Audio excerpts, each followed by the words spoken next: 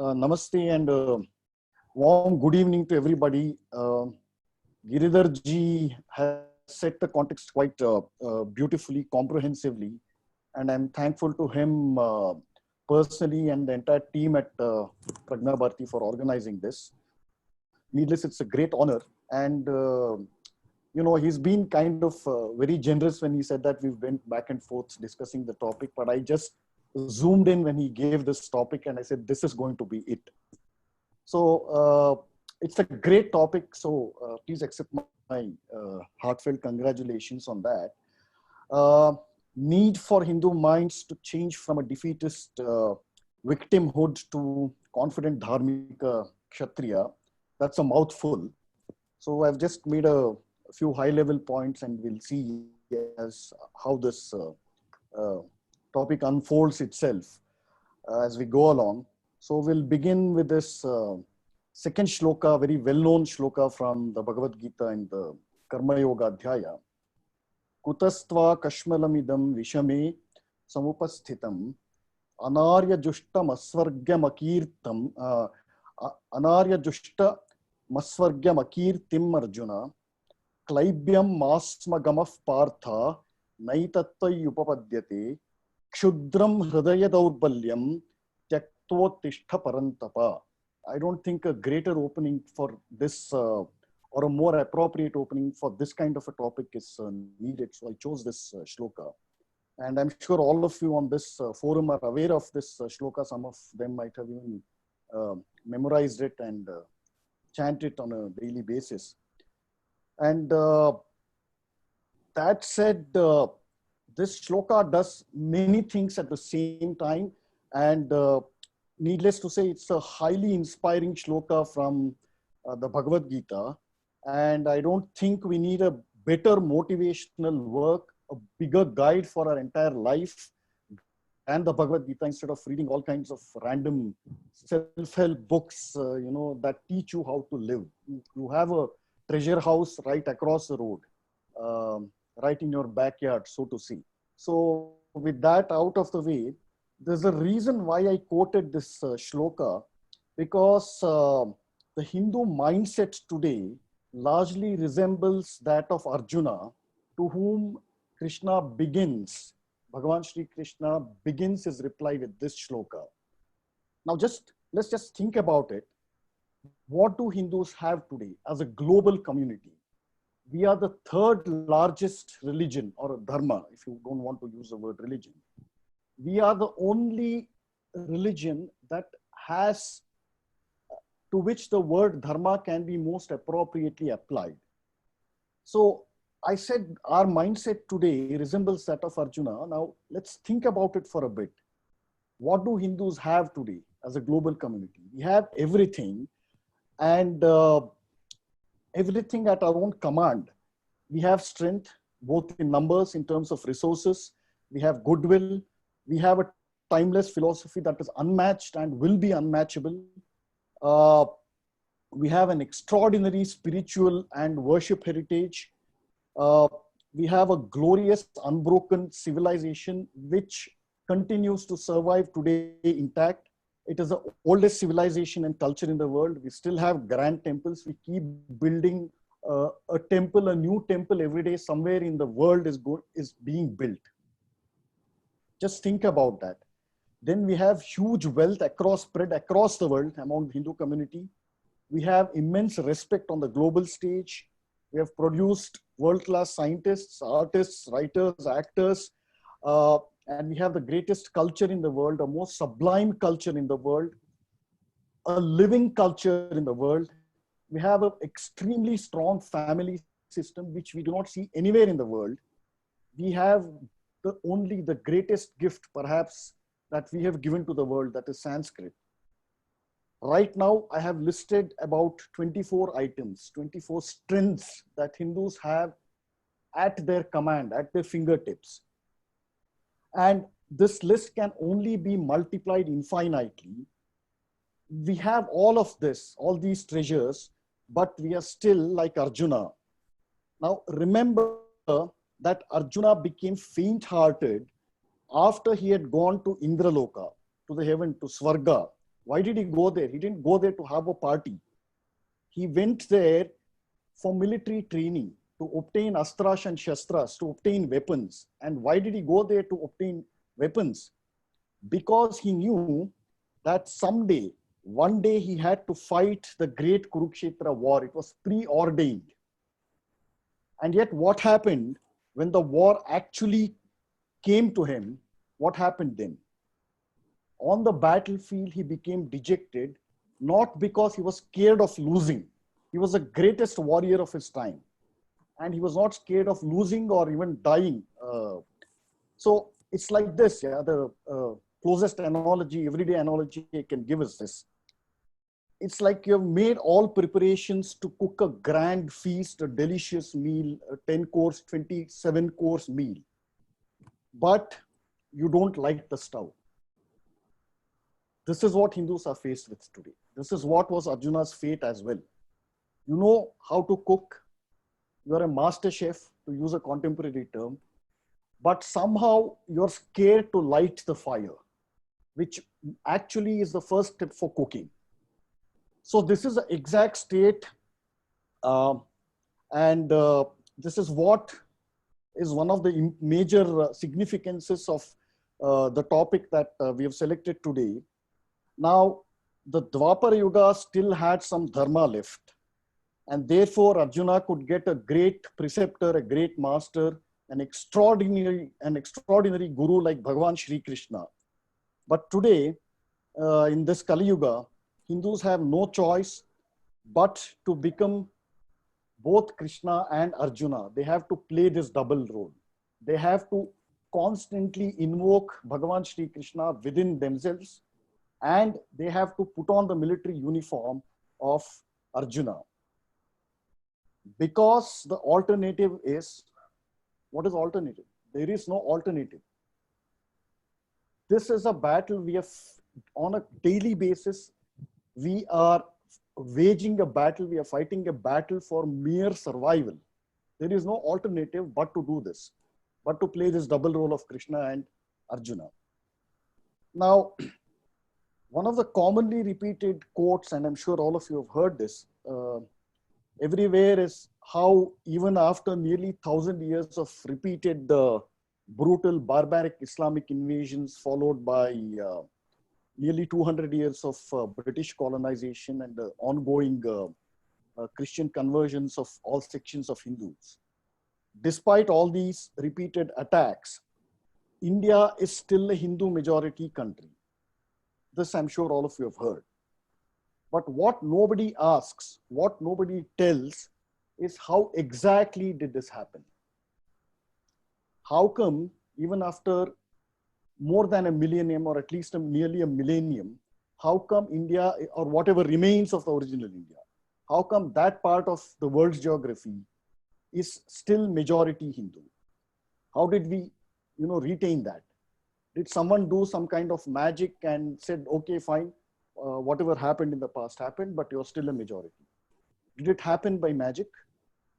You know the answer very well, as much as I do, that the answer is not magic. The answer is blood. Blood and valor. Valor, the nearest English equivalent, is what we all know as Kshatra, or the warrior spirit.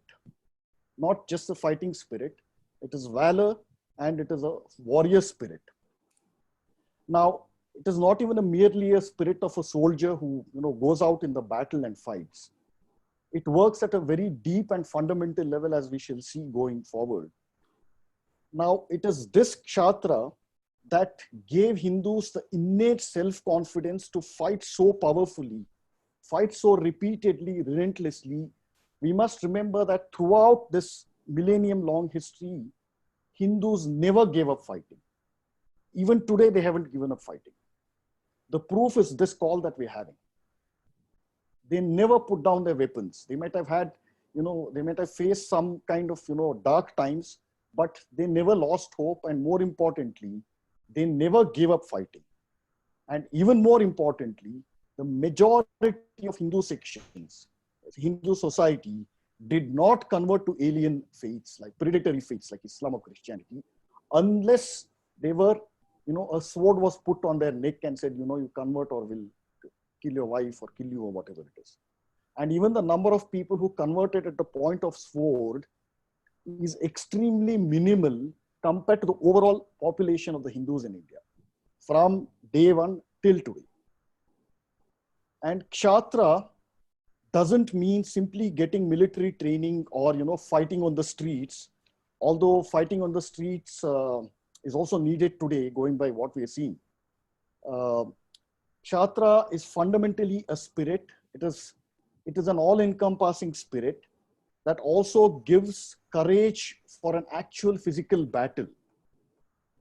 Kshatriya is needed to uphold dharma.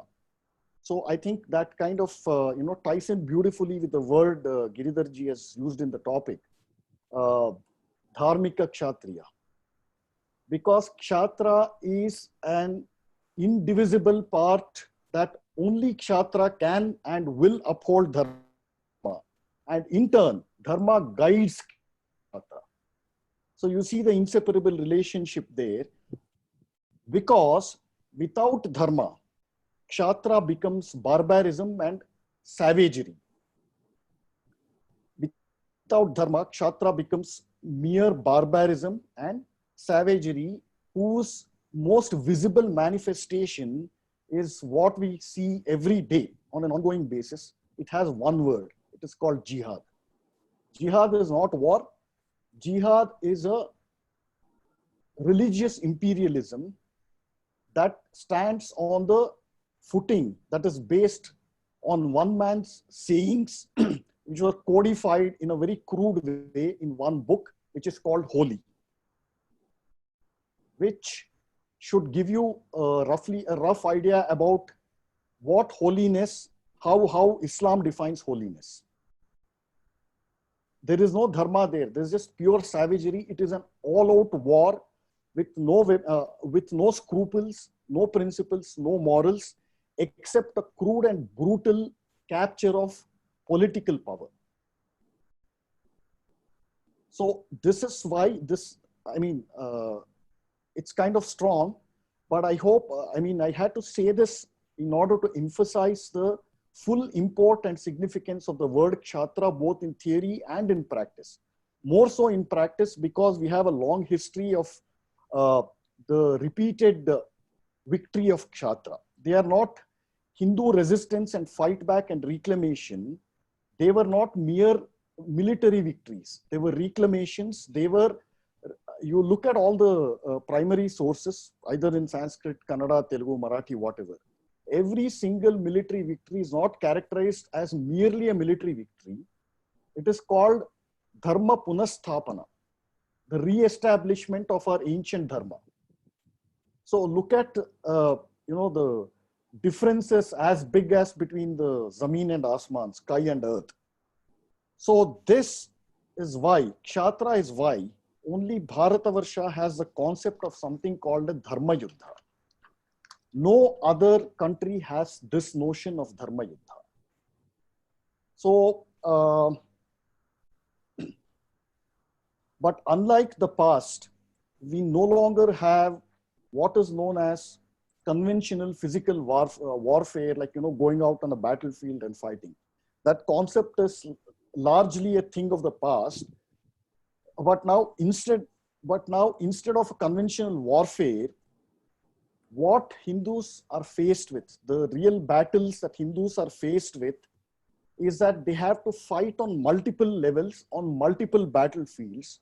It is a multi-pronged, all-round attack. We have been encircled.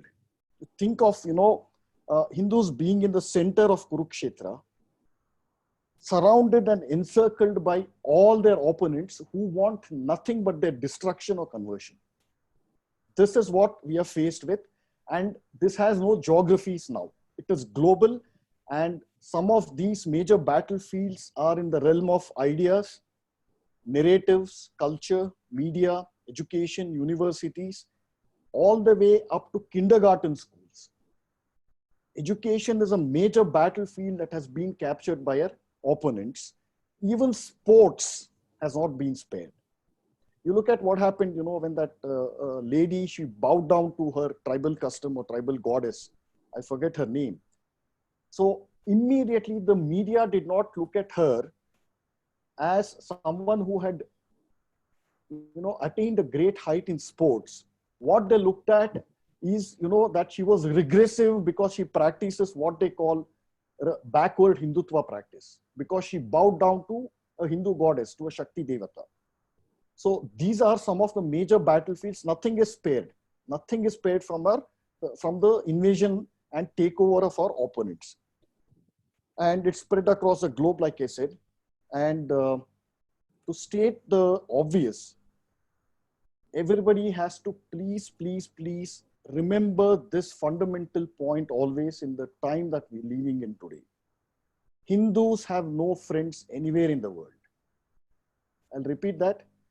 Hindus have no friends anywhere in the world. And India as a democracy, as a sovereign republic, India might have some temporary friends at the diplomatic level, at the level of global trade and business and other nice things. But these are temporary friends and they are fair weather friends. But Hindus as a civilization have no friends. This is the main reason for the relentless, ruthless 24/7 attacks against Hindus. When our opponents look at Hindus, they do not look at whether this guy is a Dalit.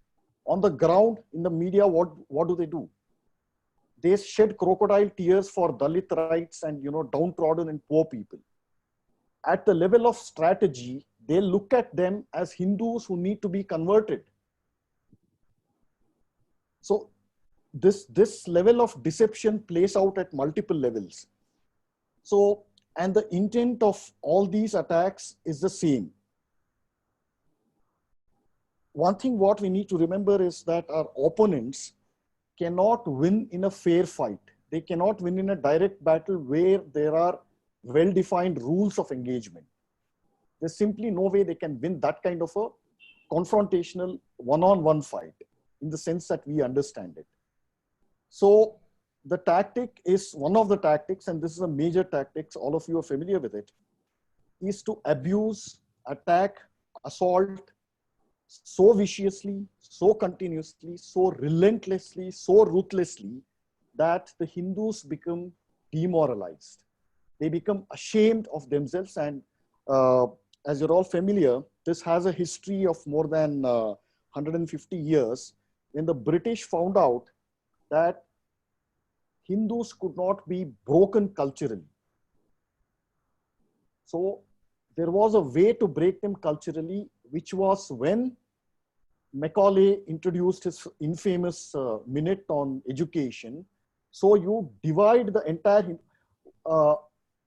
what the British did, and this is a tangential point, one of the evil geniuses methods that British did to break Hindu society was, apart from introducing English education system, was to make a comprehensive study of the entire Hindu society as if, it was like a museum piece, like a laboratory experiment.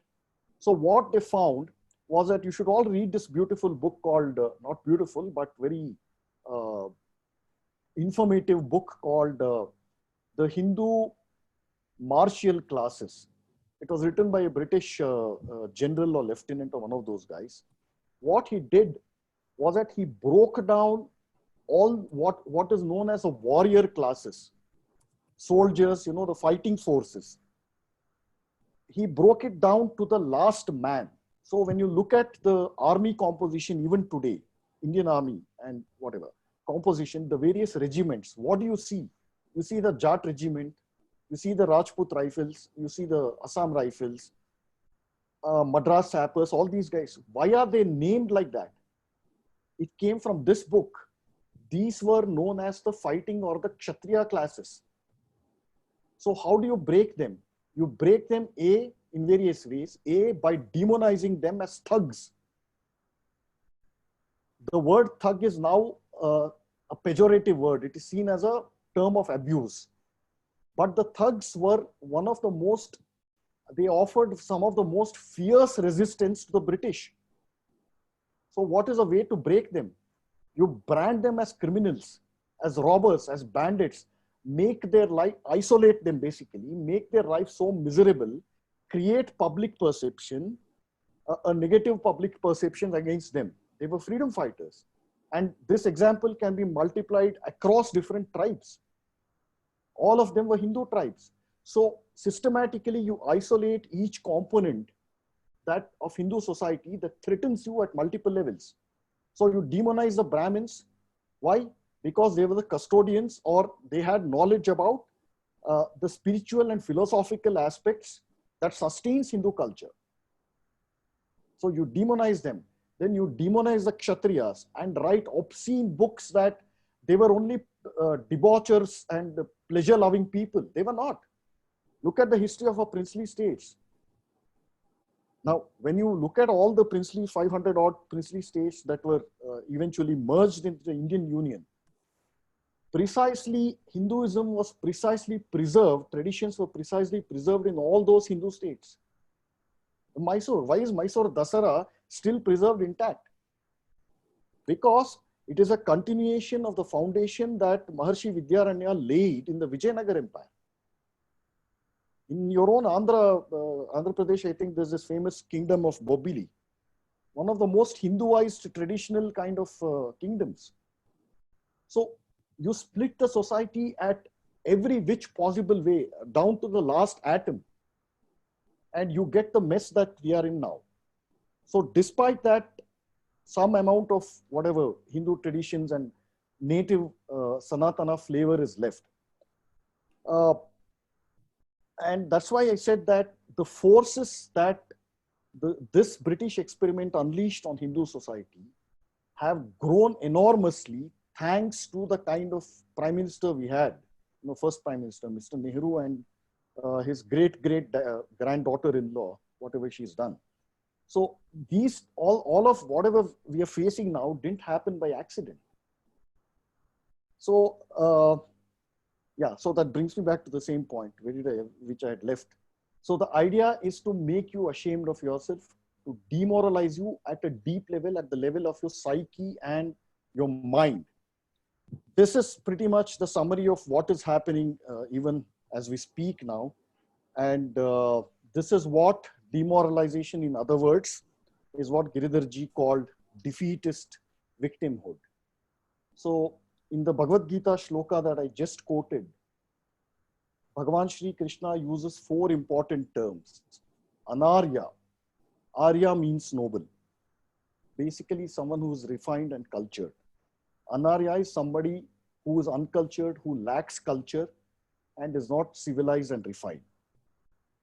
Second term, Akirti, meaning infamy, that which is not honorable, that which is not praiseworthy.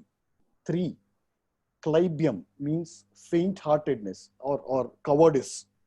Klaibyam is cowardice.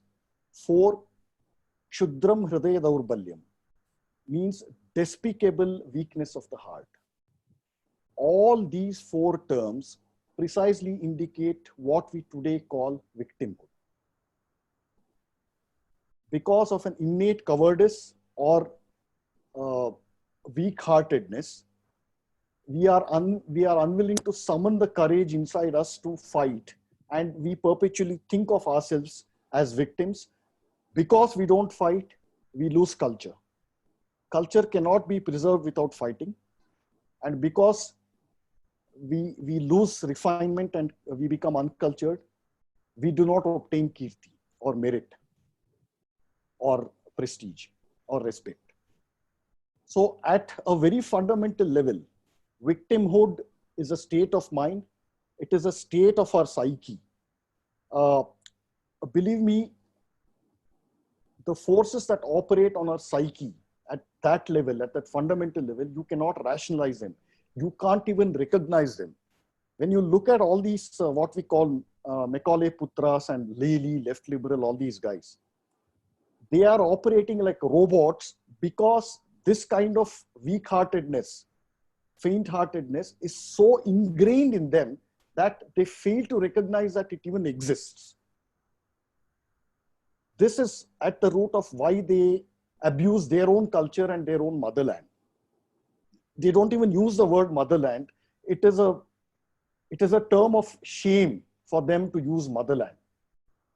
At that level, they have been destroyed, and unfortunately, they were considered to be the elite public opinion makers and intellectual class and all those wonderful things.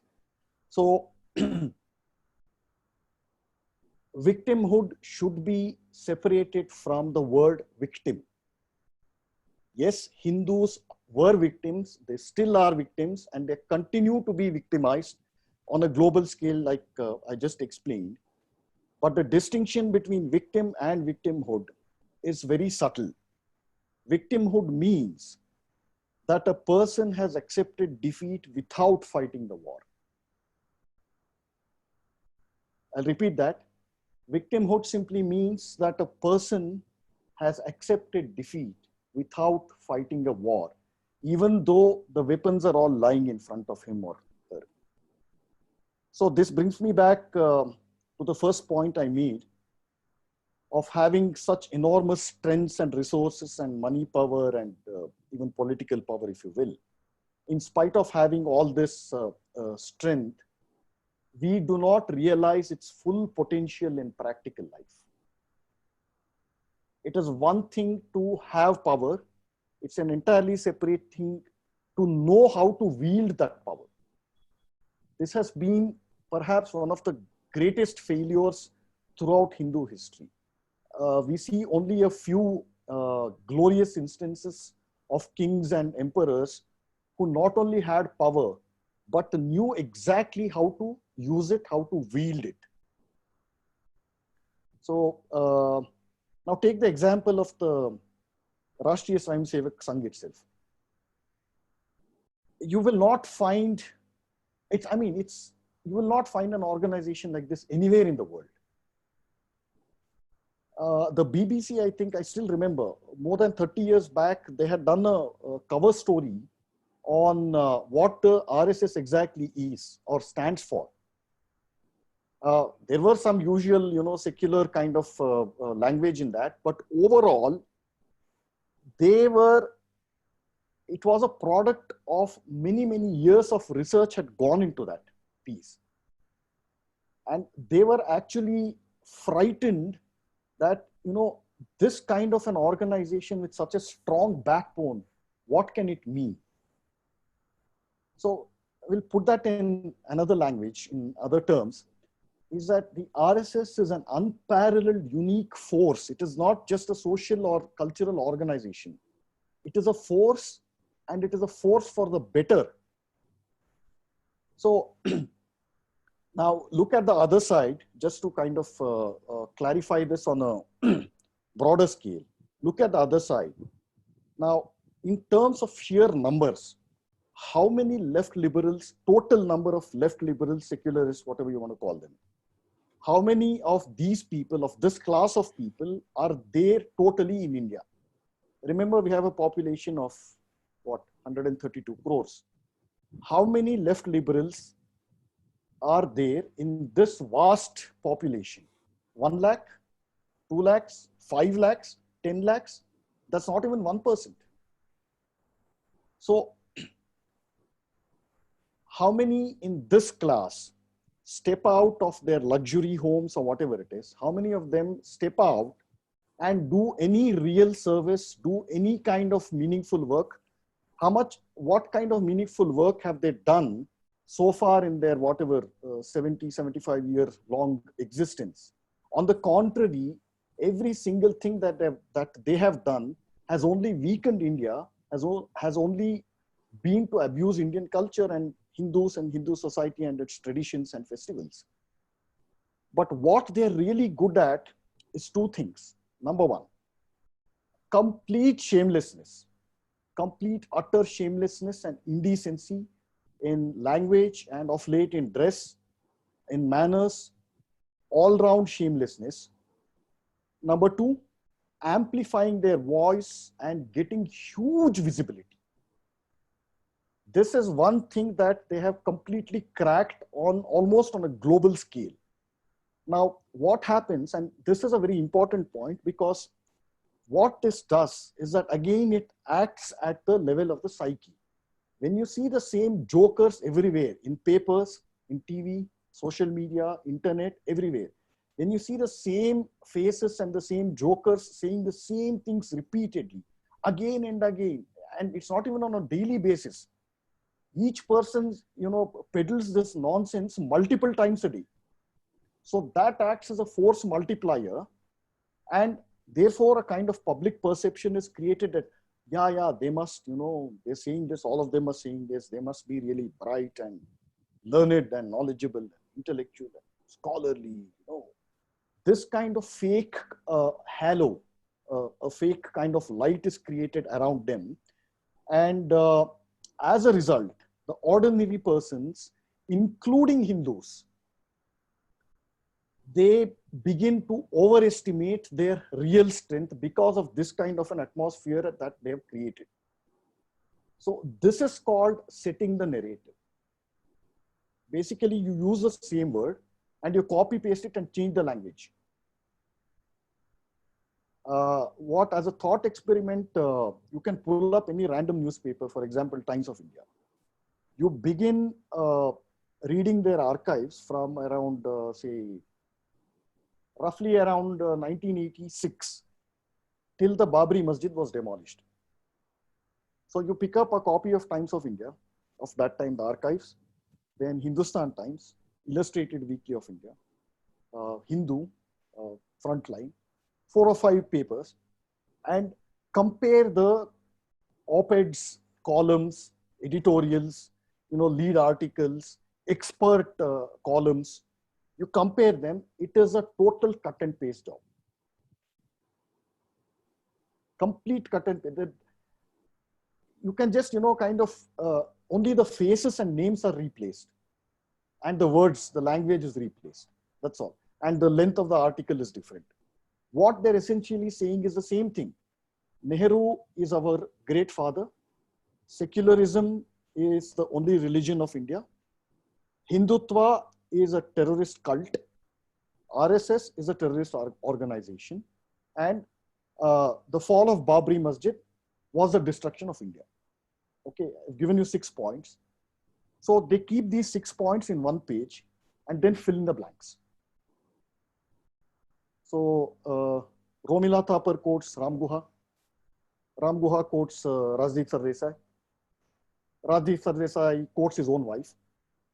So this is what they did for more than 50, 55 years, continuously. So obviously they get to set the narrative. And that has had a very negative impact, to put it mildly, as we've seen. And what that does on the psyche of the larger psyche of the people is that, like I said, the ordinary person really easily overestimates their real strength because of this, all this fake environment that has been created. And I'm going to tell you one thing, what has preserved us in spite of the relentless attacks. The sheer numbers of Hindus and their what is known as their illiteracy and backwardness. As long as there is that last dirty villager, what they call, as long as you have enough numbers of these last dirty villager who worship stones and sticks and trees and mountains, as long as this spirit is there, not in practice, as long as this spirit is there, no, this spirit is what enabled, what absorbed all these left liberal attacks for so many years. So anyway, so all this, to put it in summary, all these factors are some of the major reasons for what we call the defeatist victimhood mindset on the part of a lot of Hindus. But fundamentally, remember that for all their fake power, their fake narrative, their fake news, whatever their power of that narrative is, remember that they are just bullies. They are high school bullies who have good cars and great mansions. Basically that. They are just high school bullies. So I've kind of listed out some major steps or some main points to find a way out of this what is known as this defeatist victimhood mindset. The first is to always remember that the Sanatana civilization and culture, all our traditions, good and bad, whatever it is, that is different. All our traditions is the work of pure genius, and it is superior to anything that existed in the past and anything that exists now. Just remember this, that itself will instill extraordinary confidence in to overcome this defeatist or victimhood mentality.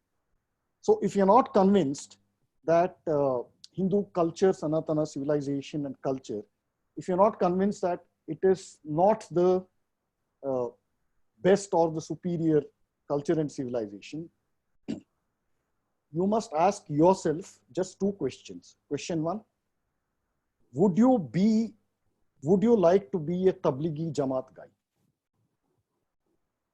That is question one. Question two, would you like to be born in Pakistan or Saudi Arabia? Just these two questions will convince you that we have the best ever culture, the most superior culture and civilization, that spiritual genius, it's a work of spiritual genius. It cannot be conceived by ordinary humans. This is the best thing that we had and we continue to have, and it is our duty to protect it. And step number two, as much as possible, we should all educate ourselves or get educated from books, movies, gurus, acharyas, about some of the core aspects of Hinduism and keep them in practice. You cannot learn Hinduism by reading books. You can keep chanting Bhagavad Gita throughout your lives, but unless it is lived in daily practice and unless that practice is transmitted throughout our generations, it cannot survive. I mean, this is one of the major reasons that urban Hindus, especially English educated Hindus, cannot speak or defend cogently or even articulate their strengths of their own faith, because the element of practice has been lost. It's as simple as that. It has to be lived. It can't be learned, from books. So I recall a very beautiful incident that happened with a very senior Kannada literary figure, a great luminary. He's no more, and he died long back. So he was once asked that about some of so one of these secular guys said, you're so great. I really respect your work, and I'm your big fan. You have such depth in your writing, in your novels and poetry, whatever. Why don't you come to this side? Why don't you use your rational thinking or whatever on those lines? So this man simply replied, look, I'm a very old-fashioned man. I like my stone gods and my unclean practices. They have served me well throughout my life. I'm now 65 or whatever, and I think I'll stick to it. So this conviction comes only from living that life, from practicing it. So then the third point is that I'm sure Sangh does this in a beautiful way, but just to give a different dimension to it, it'll go a long way if some local study groups, study circles, informal communities, satsangs, whatever are formed. And it can start with as simple as 3 or 4 families, your neighbors or whatever.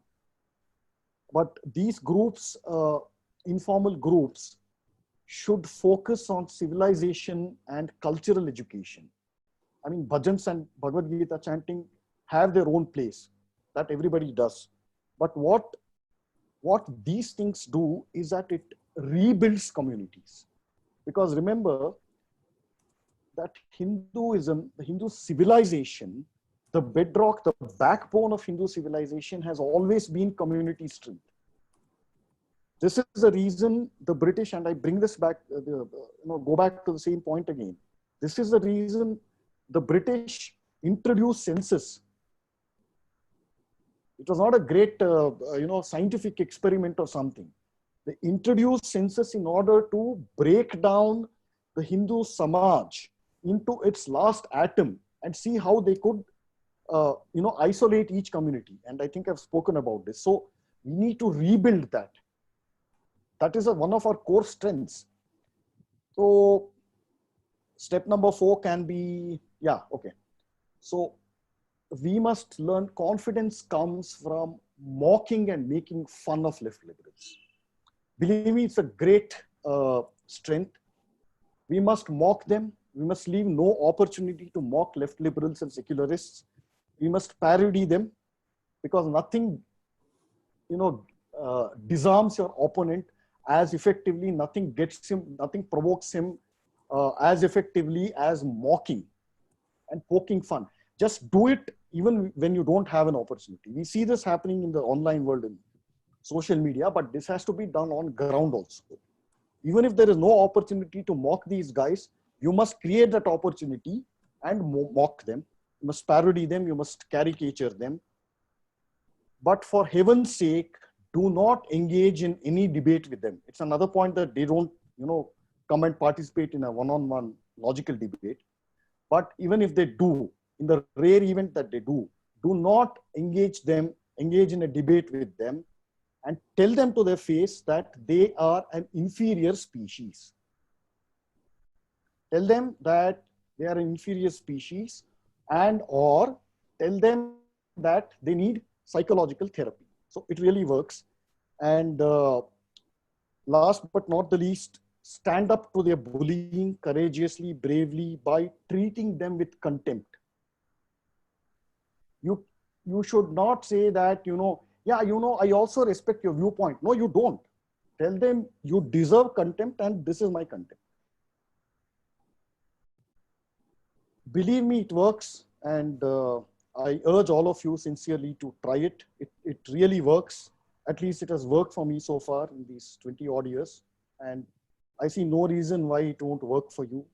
And I guess that's all I've had for now. And once again, I'd like to express my deep gratitude to Giridharji and the entire team of Prajna Bharati for putting this together, for inviting me to this event. And I'll be glad to take any questions from all of you. Sandeep ji, thanks a lot for putting the context in place and suggesting a few remedial measures. I think so that people, digest it and will be able to hold on. Would you mind repeating your 4 steps, what you suggest? At least if you could just bullet points, you could list it out. I'm sure I would request all of you to probably ponder on these 4 points that he's suggesting. I'm sure when he's saying that you have to caricature them, he's not suggesting that you abuse them where you get caught under the law or whatever. But you do it in such a way that you do it with confidence and then you expose them, right? Sandeep ji, if you can repeat the point that you mentioned. Yeah, I mean, caricaturing and parodying doesn't mean you have to use obscene language, although maximum obscenity comes from their side. True, true. I'll give you a real life example for this. This happened way back in early or mid 1980s. That time, I think the communists were at an all-time high. So they had invited Arun Shourie to give a talk on the role of what? Okay, Arun Shourie had written a book called Hinduism, Causes and Consequences, in which he had made some rational criticism about Hinduism. The communists read this and they thought that, okay, this guy is on our side, so let's invite him for a lecture, let's give him a platform and make him tell that, talk about the great role of communists in the freedom struggle.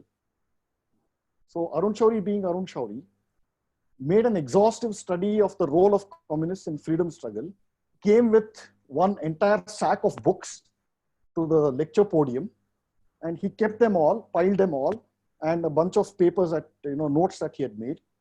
And he started telling the truth of their freedom, of their role in the freedom struggle, which eventually turned out that they were directly responsible for the partition of India. So immediately they ganged up. It's not different from what is happening now. It's a technique that they've perfected from about for 100 years. I've done a podcast today on the history of communists.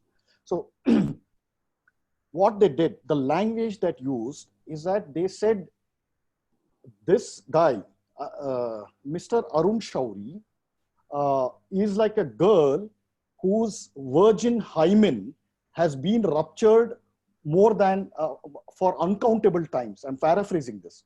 This is a language they use. And even worse language today is used against the PM and RSS and other people. So, so when you say, you mock them or parody them, you don't have to get down to their language. I mean, use obscene language, but do it in a way that damages them psychologically so that they don't have a comeback to it.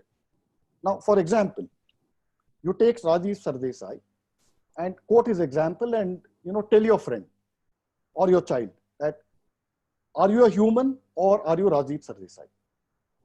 There's no obscenity in this. And it's parody. Okay, so I'll repeat these 4 or 5 steps.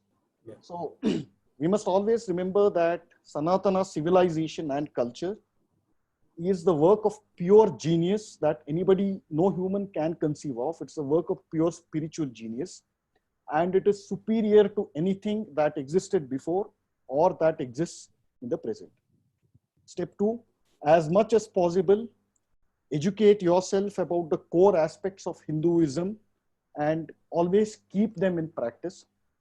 So, when you start educating yourself, the subject starts revealing itself to you.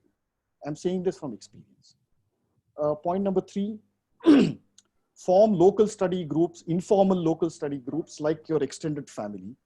Like it used to be a common practice, at least in my generation, that, you call your elderly lady in your neighborhood as chachi or mami or kaki or, whatever. This generic term auntie was absent in my growing up vocabulary. So this kind of informal community building, satsangs, whatever, really helps in the long term, and that should focus on civilization and cultural education more than just bhajans and kirtans. The important point is what I emphasize that on the word informal. So point number 4 is to mock, parody, and caricature the left liberals. I think we've seen this in detail. And last point is to stand up to their bullying by treating them with contempt. Do not engage them in any kind of a logical debate. They don't deserve it. Okay, great. One thing is we are facing a lot of violent attacks on us, right? Be it what happened in Delhi or what happened to, Palghar, or for that matter, in fact, a lot of things that are hidden in terms of this cow lynching is actually the people who are trying to protect the cows from the cow smugglers got killed. Yeah, but the narrative got completely hijacked by one version. Yeah, it's called blaming the victim, basically. Yeah. So, in the face of violence, right? What should a common, Hindu do? What you find is the sense of negativity has seeped in so much. I would say negativity or defeatism or whatever it is, frustration in some cases. It has gone so deep within them. We see so much of spleen being spilled on the WhatsApp groups and Twitter and whatnot. Probably they will never step out when the need arises. Actually, when you need to go stand up on the street, they may not do it. Yeah. But there is a frustration in them. One of the reasons why they feel uncomfortable going out is they feel that nobody is going to support them. So today I have one example where one of our karyakartas in Chittor wrote a Facebook post where he spoke about how the Christian church and the government, which is sympathetic to church, has abused his temple premises in Kanipakam. You know the Kanipakam, right? Kanipakam is near Tirupati. Tirupati. Yeah. Yeah, so its chowltry and others were used for quarantine purposes. So that's a different debate, you know, whether it should be used or not. Maybe all Hindu temples are opening up for the, you know, the cause of protecting our people. That's a different debate altogether. This person had a view. He wrote saying that, you know, my culture is getting attacked, tarnished. My temples are being desecrated. And this is being done by a, you know, Christian lobby supported with a Christian sympathetic government. Now he has been arrested for the past 1 week. 1 week he is unable to get bail, and he is has been booked under seditious law. That it's a, you know, sedition. So ultimately, in the court of law, it might break down. You know, it is not sedition; it's his view. When Naxal can say, "I can bring something on a barrel," you know, Tukde gang, they are also getting away. So probably he also needs to get away. But this 1 week, there's literally nobody to come and support to him. Correct. This is what every Hindu is facing on the streets. When they see violence, when they see violence can be in many forms, brutal forms, one or two get onto the media, but there are other forms of violence which are more subtle. So they're unable to respond to it. That frustration we see a hell a lot in media and social media, especially where they have a choice to vent for it. How do you view this, and what is your suggestion in terms of how they should handle it?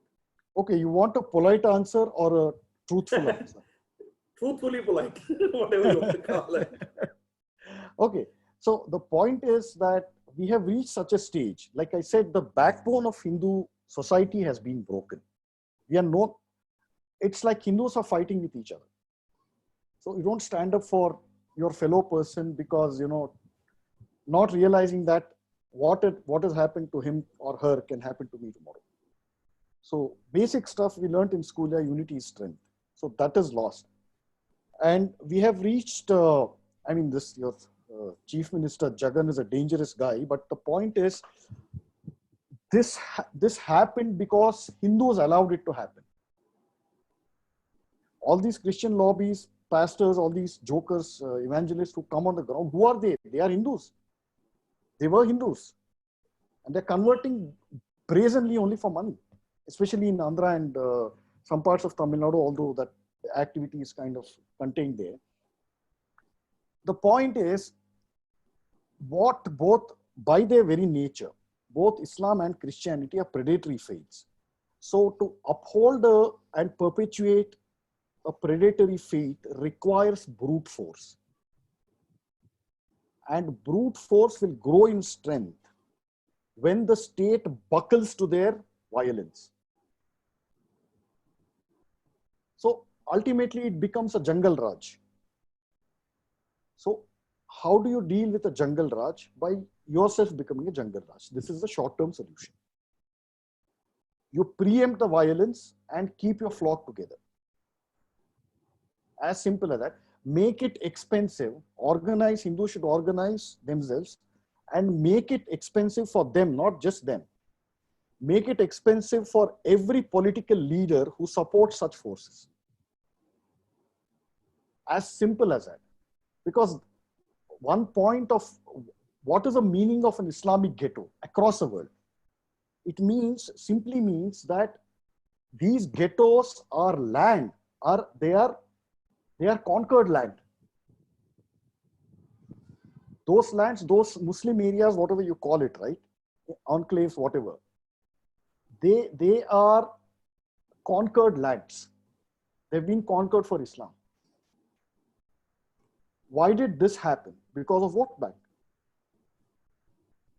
So unless you make it, and they have reached such a, staging street riots is like, putting that, all of us are familiar with the analogy of making a frog boil slowly, right?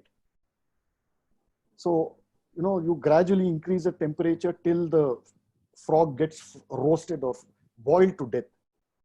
This is a long-term consequence. What we're seeing now, overpopulation, street riots against Hindu sympathetic government, which seemingly is not doing anything.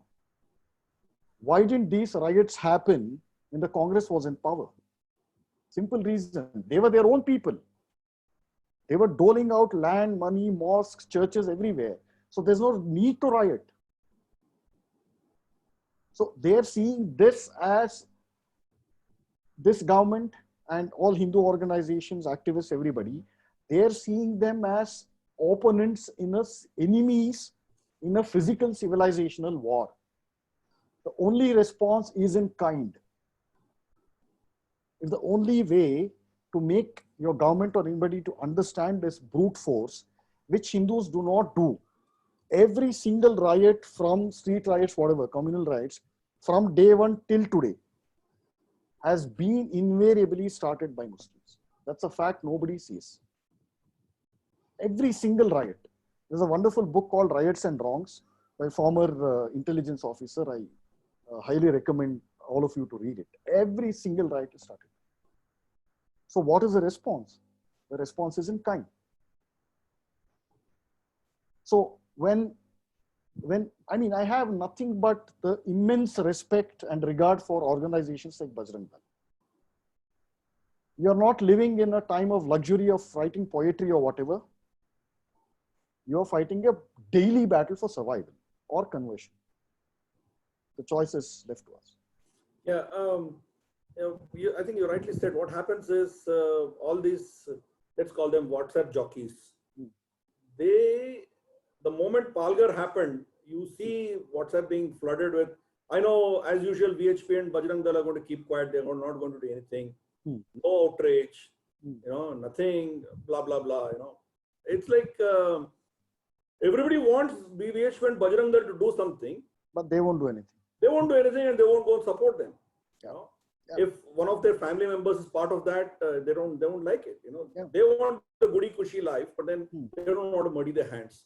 So what you rightly said is that I think somewhere we lost that connect to the society, and we have become islands within ourselves.